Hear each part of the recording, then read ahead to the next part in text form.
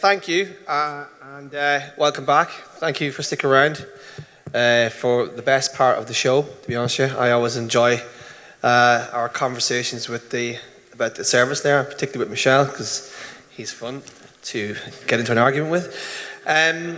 So this is about the sort of the white space, as I call it, between the tech layer and the client.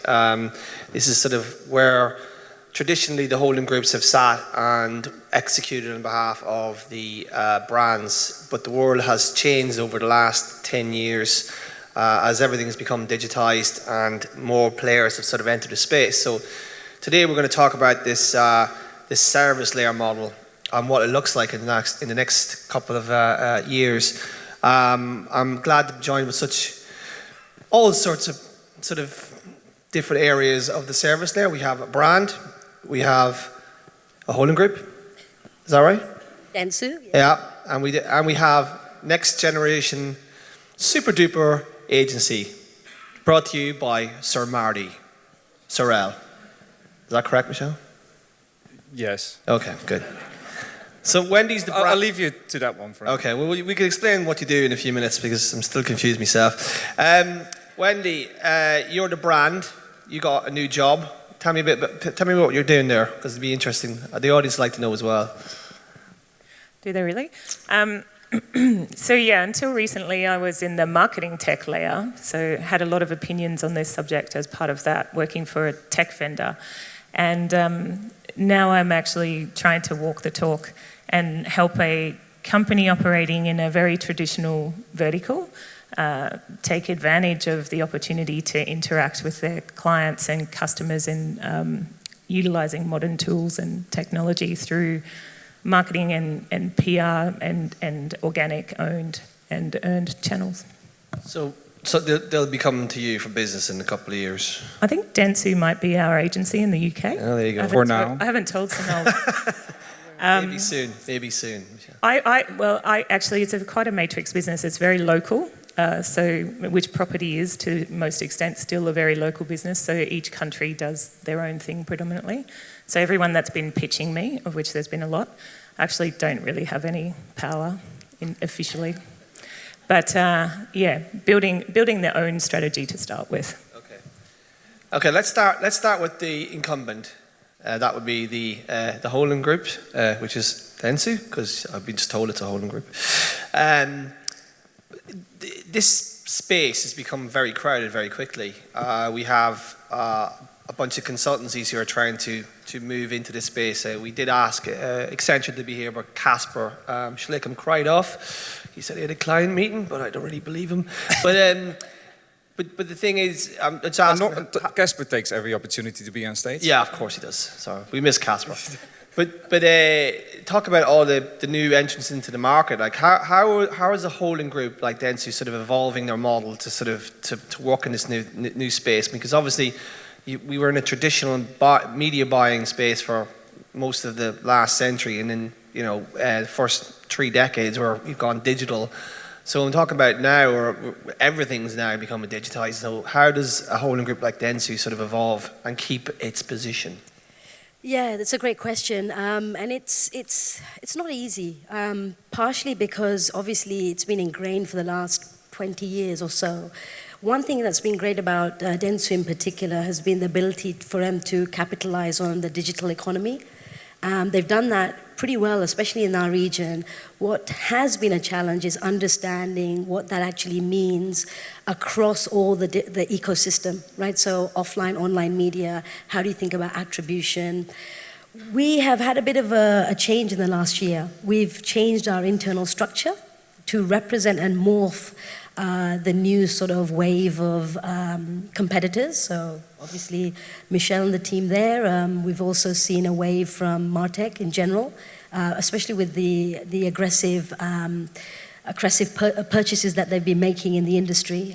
So I think because of that, we've seen changes in the way that we have to respond to clients, but also changes in the way our processes are and how we actually deliver on those processes. Obviously, in the last 2 or 3 years, we've seen an erosion of what I call the kind of holy trinity of advertising, brand safety, trust, and transparency, which has obviously hurt any incumbent because they're obviously marred with all three of those. So we've got to win back the trust. We've got to ensure that our processes are met according to what we're seeing in the ecosystem that's making the changes. And the likes of Accenture and Capgemini, etc., are making those changes. So we're responding to that, making acquisitions, we're changing our internal processes. The toughest thing is changing the mindset. And that takes some time because you've obviously got some legendary individuals in the business who may not really understand what's happening from a digital economy and be able to understand what that means in the next 5, 10 years. And these are the leaders that have to set the vision for us, and then we have to go and set that into motion. So you're saying you wait until they leave and then change the script? Possibly, I'm not saying that, possibly. But I think that's a common challenge in almost every vertical right now.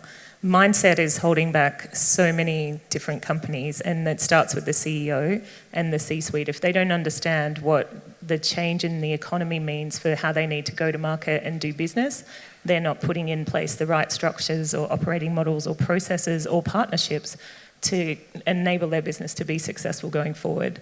So it's not unique to the holding companies, it's actually common in telcos, in banks, in property, in technology.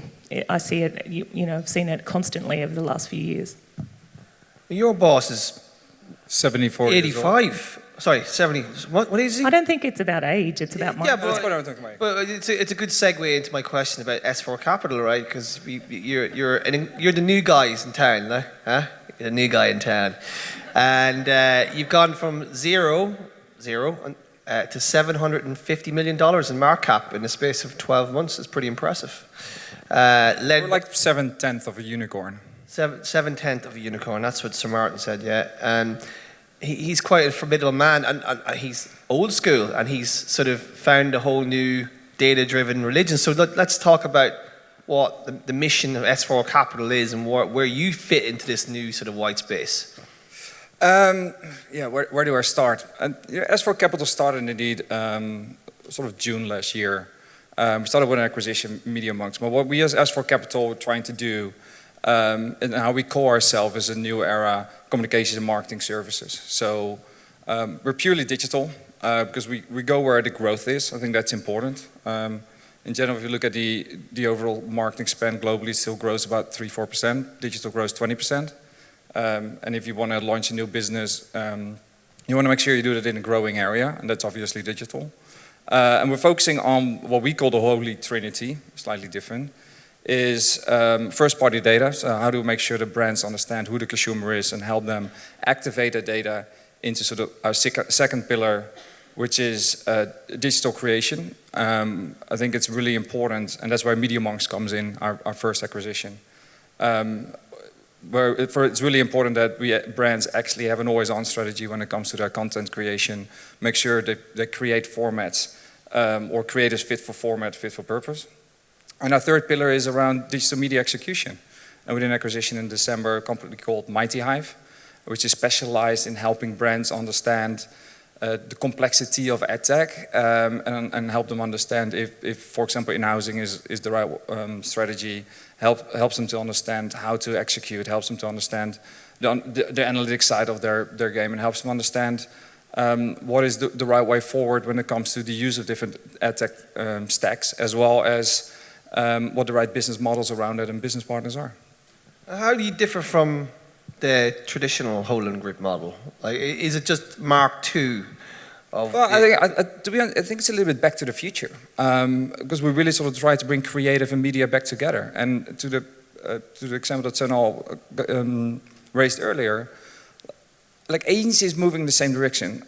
We don't do anything unique when it comes to our offering. I think we're just first in market, and we can move it at a greater speed by bringing all these elements together of data, content creation, and media execution. And the holding companies in general, and it's not just Dentsu, but I think all of them, have difficulties with doing that at speed and doing that the way the clients wanted to do it today. Not because they don't want to, and not that because they don't have people who understand it and are smart and can do it, but just because they got this 800-pound gorilla that they try to move around, and trying to explain to a lot of people how this world works, or wait till they retire, is going to take a while. Wendy, what do brands want? I mean, you've got two models here that look similar to me, and then you've got Accenture who want to be a holding group, which I think is ridiculous, because I don't know, the margins in holding groups is tough. I don't know what. But do you think they actually want to be a holding group, or is it just like? Well, Accenture have bought. They've brought in. They're hiring lots of agency people in London and New York, and I know they're kicking the tires of a few companies that you were looking at as well.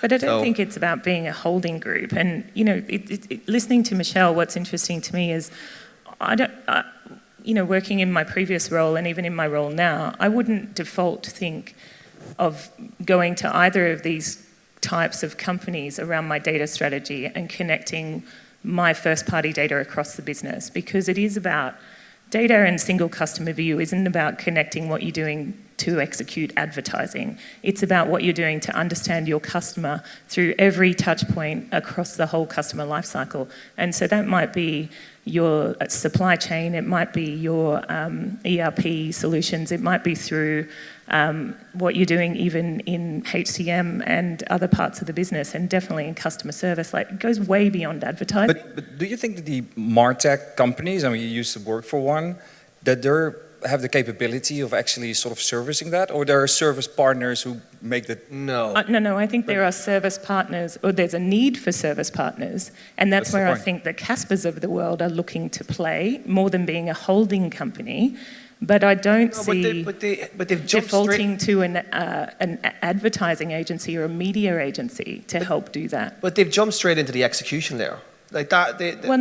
People need hand-holding through the execution. I think you need hand-holding through adoption and execution, but you also need to structure your data in the first place, which I think is where Michelle's looking to help, right?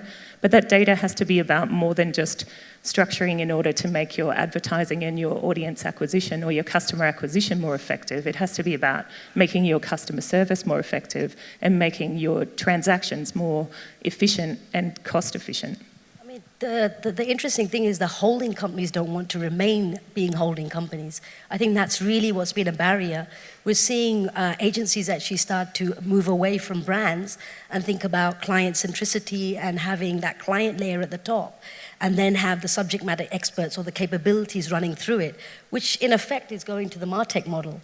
So we're even seeing that change within the holding company structure. There's a whole morph going on in terms of how do we manage the client behaviors and the client CMO. The client CMO, if you look at the C-level, the client CMO, the client CEO, the client CIO, the client CTO, all of these individuals are now having to make an explosive play when it comes to data, when it comes to the execution of it, the security of it. So it's just not one interdependency.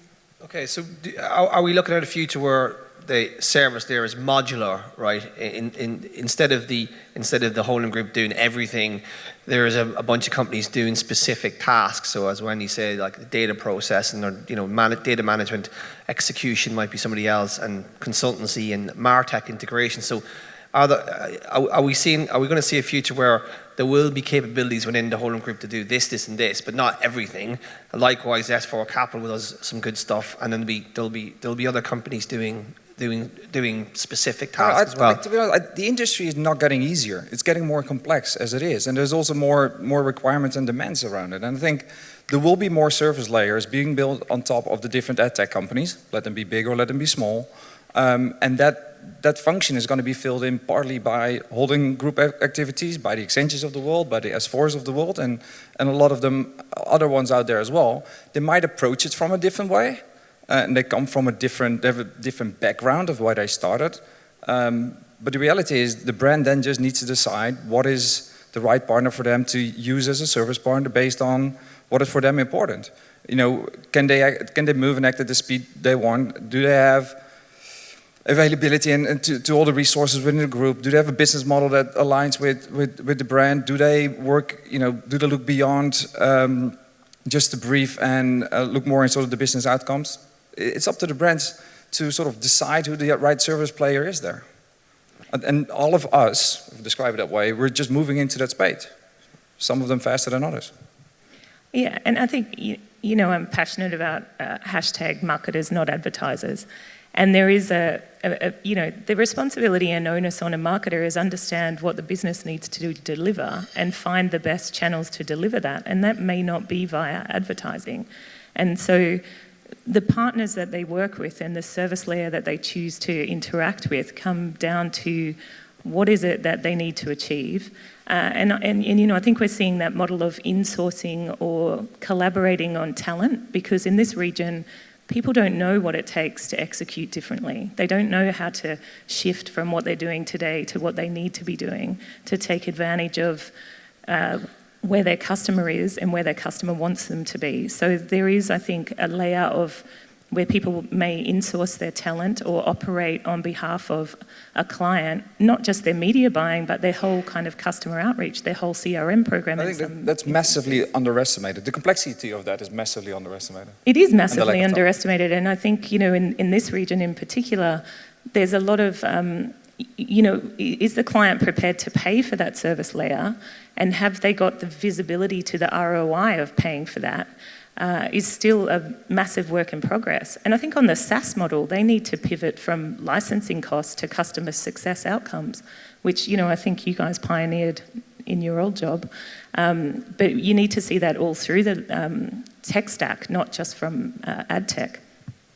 Do you, going back to the holding groups, because they are obviously the incumbents, they're under pressure because a lot of them are public companies and their stock prices is sliding, and they have not just internal pressures, they have shareholder pressures. So they're inclined to do things like buy assets that they think will embolden their business or hold it. Like, for instance, Dentsu buying Merkle or Publicis buying Epsilon. So do you think those data assets will add value? I mean, you talk about it takes time to sort of do, but do you think that these acquisitions are a good thing for the holding groups, and does it give them some kind of advantage in sort of moving them into the digital space or competing in the digital space? Yeah, actually, I do think they're a good investment, and they're not just an investment; they're an investment for the future. We know we're moving to a world where data is going to be gold. It's going to be the kind of asset that keeps you understanding what the consumer wants, how you're going to work with them. Obviously, the recent ITP 2.2 is going to have an impact on what we do with some of the companies that we acquire, because there's going to be an issue around whether we're going to be able to see someone convert, right, within a day, according to Apple standards. So when we look at that from that perspective, the acquisition was made to really look at the gap that the holding group has, which is around data, the utilization of the data, understanding the capabilities, the flow of it, bringing the right type of temperament, the right type of individuals who can take that information, process it, and then show value to it. To Wendy's point, we have a challenge in the region where it doesn't make sense in some markets to actually pay for data when it's cheaper to get an eCPM impression of 5 cents. So if you're looking at that, then data is going to be expensive compared to you just doing a gunshot approach when it comes to marketing. So from that point of view, we're investing for the future. Now, the challenge any holding group has, even any ad tech company has, when they're making acquisitions, how do you get the integration? The mindsets are different. Coming from personal experience, I've come from ad tech, 12 years in ad tech, and then I flipped to the agency world, believing I don't understand them, they don't understand us, and they need to understand us to actually understand what to do in the future. Having been there and seen that year and a half, it's not easy, because you're coming from process, you're coming from investing ahead of the curve for product, capability, and then making value from it. The agency model is very much, let me bring the service, I'll then deliver on some of the capabilities, or at the same time. That takes time, and it obviously puts pressures on from a quarterly to quarterly basis because of the investors. Yeah. So I think from our standpoint, the investment was worthwhile. Mm-hmm. It's obviously going to have some implications in how we think about from a SaaS model capability to what the customer metrics are or the ROI delivery. That's going to take time internally. And again, to the point of getting that mind shift at the top on both sides. It has to be at the CMO, CEO level, and it has to be at our internal level as well, from a C-level perspective.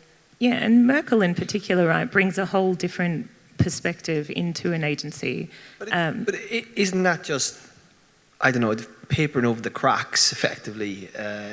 I'm not trying to belittle these acquisitions, but the Epsilon deal for me feels like it was almost a move to protect publicists from being acquired. The rumor around the water cooler was that Capgemini, I think, were in the market for them, and they bought Epsilon to protect their share price. So it feels to me that these holding groups are making these moves not from a strategic point of view, but from protecting the actual companies. And Epsilon effectively is borrowed email addresses, which in a GDPR world is not a good asset to have. It's a very risky acquisition, right? Very risky. I mean, dropping 4 or 5 billion on something you don't know if it even exists in a few months and buying it for future plans is a very risky business. But I don't think the same thing applies to Merkle and Happy Marketer, for example. No, I if agree. you look at Merkle, DWA and Happy Marketer, that's a super interesting triage of business and services and insight into the whole first-party data layer at brands that you don't get as a media buying business. But then the question is, those type of acquisitions, the big question here is that how are these deals being struck? Because if you buy an Happy Marketer, and I'm not aware of the details of the deal, obviously, but if you then still run it as a separate entity and a separate P&L, not integrated in the company, then still it's not going to contribute to your overall. And that is the challenge that the holding groups have, is that they have so many legacy businesses. And we can talk about the cultural challenges of integration, but if you don't put it all together from a single P&L in a unitary way and make sure that that knowledge and understanding is being used across the organization, also for the old people who already have difficulty enough to understand it, then you're not moving forward at the speed that you should. Question for you. Well, before that, just and to answer sort of Michelle's point, I think that's a fair point. One thing that Dentsu is trying to get right compared to some of the other holding groups is really thinking about the one DAN P&L and being able to have interoperability between how all the P&Ls between the individual brands, if you like, work within Dentsu. You're absolutely right. I get it, but they're still individual P&Ls. That's the point. All right. Okay, we can get into the semantics of what P&L belongs to who, but that's for the accountant. That's for the accountancy conference across the fucking road. So whatever you want to. Well, you would say that, Karen, but that's not true, because it limits the ability for a brand to use the best people within the holding organization on their specific brand. That's sometimes there is a lot of truth in that. There's a lot of heft and at the agencies that probably need to be sorted out. But I'm just talking about data assets. What would you being obviously data, focused, what kind of data asset would you buy in the current climate? Like, what would add value to clients right now? I mean, well, it wouldn't be an Epsilon. You don't have to name the company, but I'm curious that. No, it's like, to be honest, I think Merkle was an excellent acquisition. I think probably more heft in the US than anywhere else, just because of their history. For us, it's an important pillar. We look constantly at data assets to acquire, but to the point, one, they're extremely expensive because there's obviously a lot of value in data, and two, they come with a lot of risk, and the risk is legislation, everything around it. So we have conversations ongoing, but the reality is we don't want to buy an asset that actually includes the data itself. We want to buy solutions that help brands better understand their consumer, their first-party data, and being able to activate it across their creative and media execution. You don't want to be a data holder. We don't want to be a data owner. Data execution layer, maybe, or data management piece. That's more in your. For example. Yeah. Wendy, do you think that in-housing has pushed a lot of sort of, evolution in this white space? Because clients have, obviously, there's been huge talk about this, and I think this is one of S4 Capital's USPs, is helping brands take stuff in-house. But do you think that's pushed a lot of sort of, I would say, evolution at the holding groups and in that service layer? I think, like we talked about with income yesterday, the in-housing is around having that visibility to all the touch points with your customer and the behavioural signals of what's going on with your customer across your digital channels as well as your offline channels, more so than in-housing the actual execution of media buying or any kind of transaction layout. Like, I think people need and want the expertise of partners to help them be successful in how they operate their business. But what everyone I know is focused on is how do we build that first-party data insight and structure it in a way that if we want to push it out to ads, if we want to push it out to email marketing, if we want to have really granular, segmented communication to people we already know. Because what are you doing when you're advertising? Are you trying to acquire, or are you trying to engage with someone who's lapsed? Or, if you don't need to do that, then there's other ways to engage with your customer. So what do you know about your customer? What do you know about where they are in the life cycle? What do you want the next interaction to be? And how do you make that interaction or transaction happen? That's what I think marketers and brands want to get their head around, and that in-house has to be in-house, because all those data sets have to be connected at the brand. Then do you envisage that someone like you, when you settle into your job and eventually go and find out who to work with, will need a agency or a managed service layer to help you figure out the ads part? Okay, so the marketing part, there'll be different companies there, but the actual pushing it out into TV, out of home, and all the rest of it, do you envisage that you will always require someone to be there, like that layer? Or is that something, as Matt said earlier, like the convergence piece, that's something that could be in-house? Or will there always be expertise required? I think you'll always need some kind of advice. And there's so many, we come to this every year, and I don't know 3/4 of the people in the room, right? All brands, they're all advertisers. No, I don't. I look at these I even look at these logos up here, and I don't know what half of those companies do anymore. That's why you need to hire Snell and this is Michelle my point. together.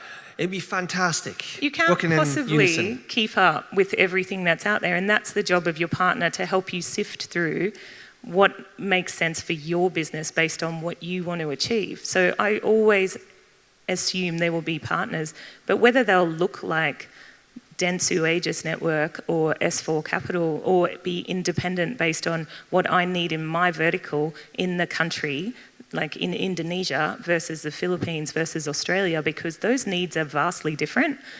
I may not think that Michelle can do that in Indonesia or the Philippines, or even that Dentsu can. I mean, Dentsu's strong in the Philippines, but are they strong in Vietnam? I'm not so sure. Are you strong in Vietnam? Yeah. So are we. We're very strong in Vietnam. Big Vietnamese. But I could see myself, well, also because I'm very B2B focused right now, the Merkle DWA LinkedIn, connected proposition into kind of, marketing automation is way more interesting to me than pushing out into ads. Mm. So that's always going to be the argument, isn't it? Like against in-housing, that ability to do global level, the local versus global. It will also always be a sort of a moving part, right? And to the point that Wendy made as well, I think clients should take. I mean, in general, marketing communications is a massive cost on the overall budget of every brand out there. So that it makes sense for them to have more insights in it, understand what money goes where, own the contracts, have relationship and own the data in that sense, understand where it's going, and have a clear view from A to Z what happens to the consumer. Who then execute it, and which part are being executed in-house, which parts are being executed through a service provider, that will move around, because the focus of what type of services are necessary changes as well.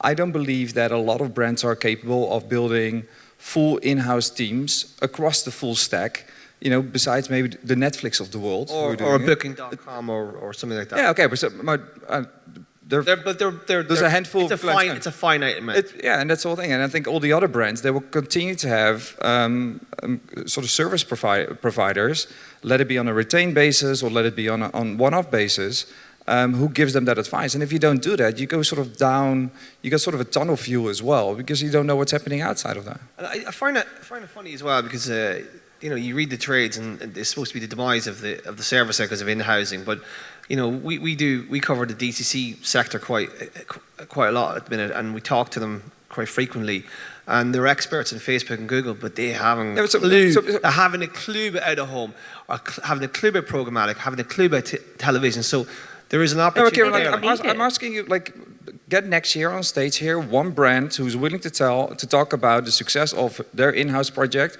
from A to C, all different media types. It's difficult to find. But maybe they don't need all different media types. If D2C can build a $200 million business or even a $2 million business, and it's one person at home, and they can do that through Instagram. What do they need out of home or programmatic? No. No. They We're definitely talking about need, the they bigger definitely need brands here. TV and out of home to build a proper brand. They do, and they realise that themselves. Well, it depends what their definition of a proper brand is. So it's all about a brand, profitability. A brand right? that can't be. Like, If they're if I do and they're happy toothbrush, with that, then that's their business. Okay, I'll give you an example, right? If you're a manufacturer of a toothbrush, right, and you've done very well on Facebook, I could follow your strategy and be competing with you. How do you then build a brand for legacy and actually, A toothbrush legacy? Yeah, toothbrush legacy. Toothbrush is probably a bad example, but my point, you got me sidetracked on toothbrushes and oral health. But so now that's what I'm saying, that there's definitely an opportunity for service there to help these next generation of brands and existing brands figure out the complexity of the space. Yeah, there is, and I think if I bring up Merkel's a good example of that, we're seeing this shift. I mean, you just have to look at what's happened with sort of the Dollar Shave Club. You've just got to have a look at what we're seeing with the way that marketeers want to understand the consumer better. If you think about the point of programmatic 15 years ago, it was personalization, the right place, the right time, the right person, the right message, etc. We've got to go back to the future, to Michelle's point, and remember that. Creativity is part of that, understanding the data to be able to then focus on the user that we want to focus on and give them that personalized message. But how are you going to do that unless you have the ability to understand the data? And we're moving to a first-party data world. Third parties are going to be redundant if we think about what's happening in the next few years. So if that's the case, in one sense, the fear for the holding groups is, well, one is that if there is no third-party world, we need to figure out how do we sort of survive in a first-party world. The second for the marketeer is they're not going to want to share their first-party with anyone because obviously they can't share it, which then means they may go into a conversation around, I want to in-house this. My pivot to that is, Procter & Gamble, about 10 years ago, tried to do this with Project Hawkeye through Right Media, through audience science. That worked out pretty well, didn't it? Absolutely, because there's no audience science, and of course... For our audience science, one client down the tube. Let's not go there. No, okay, sorry. No. But the point was, it took 12 years and still Procter & Gamble couldn't make it, only because that service layer is so important because there's so many intricacies and so many different companies you need to work with. Okay, I think we've run out of time, but just on a final note, I'm actually interviewing Michelle's boss, Sir Marty Sorrell, at ATS London. I look forward to it, and he can explain to me what you do. He's a lot better in it anyway. Yeah, He gets paid more for it as well. Yeah, he's got the narrative. Guys, thanks very much. You're going to spend at least another hour on this because we could go into all sorts of areas, but the conclusion is that the brand sort of perception is that they are going to have a lot more problems and the service layer needs to be addressed that. So going forward, so there'll always be a service layer there, but who knows if the holding groups will be here? And who knows if Martin Sorrell gets to buy WPP in the end? No comments. All right, thank you.